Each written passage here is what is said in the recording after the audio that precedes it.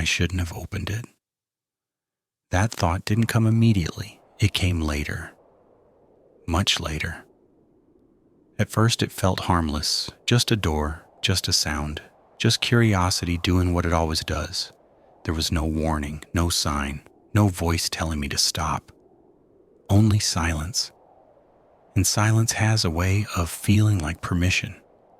I remember standing there, hand hovering, telling myself it didn't matter, that whatever was behind it had always been there, that opening it wouldn't change anything.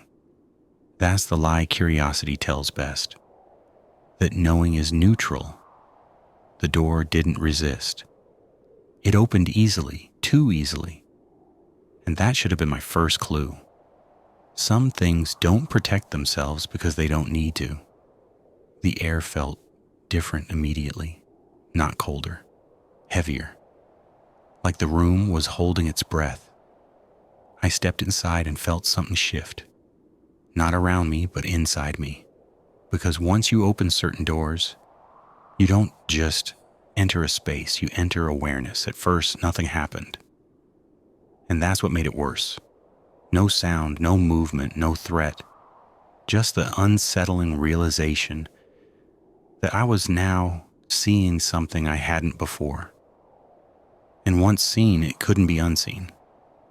After that, time started behaving differently. Moments stretched longer than they should. Silences felt crowded. Even familiar rooms seemed slightly misplaced. I noticed how often my attention returned to the door. Not physically, but mentally. As if part of me was still standing there. I began questioning things that had never needed answers before. Not because they were dangerous, but because they were now possible.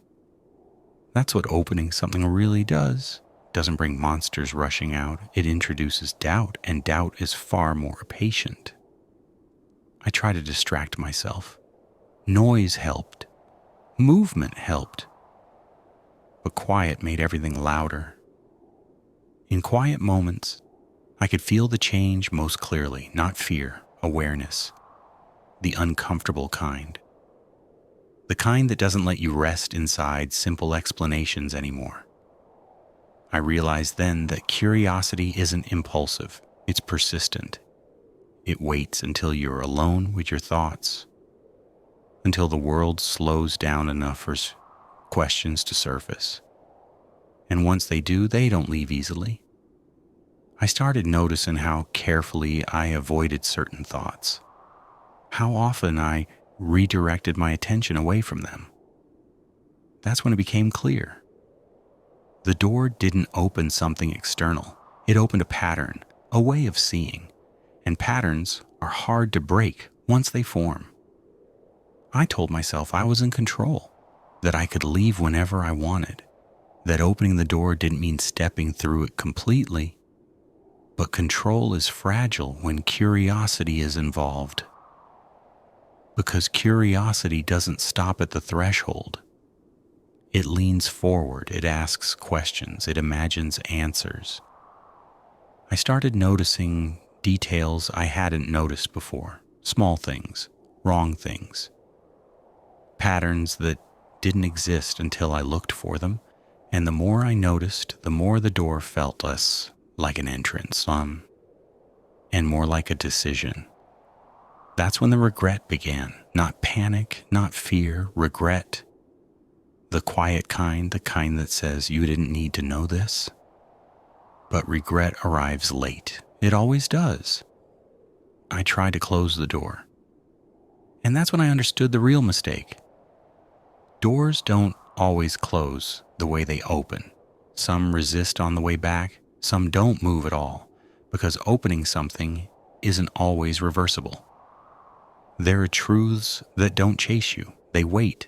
They settle into your thoughts, into your sleep, into the spaces between moments. I began to feel watched, not by something else, but by the knowledge itself. Knowing changes posture, changes breath, changes the way silence sounds. I couldn't explain what had changed, only that something had, People asked if I was okay. I said yes. Because how do you explain that nothing happened, but everything feels different? The door stayed in my mind, even when I wasn't near it, even when I tried to forget. Because some doors don't stay in one place. They follow you. I realized then that curiosity doesn't punish immediately. It lets you walk away. It lets you pretend. And then it reminds you, quietly, that you crossed a line you can't uncross. That's the cost no one talks about. Not fear, not danger, awareness. Knowing what you didn't need to know. Seeing what you were never meant to see. I shouldn't have opened it. Not because of what was inside, but because of what opening it turned me into. Some doors aren't locked to keep you out. They're locked to protect you from what happens after you enter. And once they're open, you don't go back to who you were before.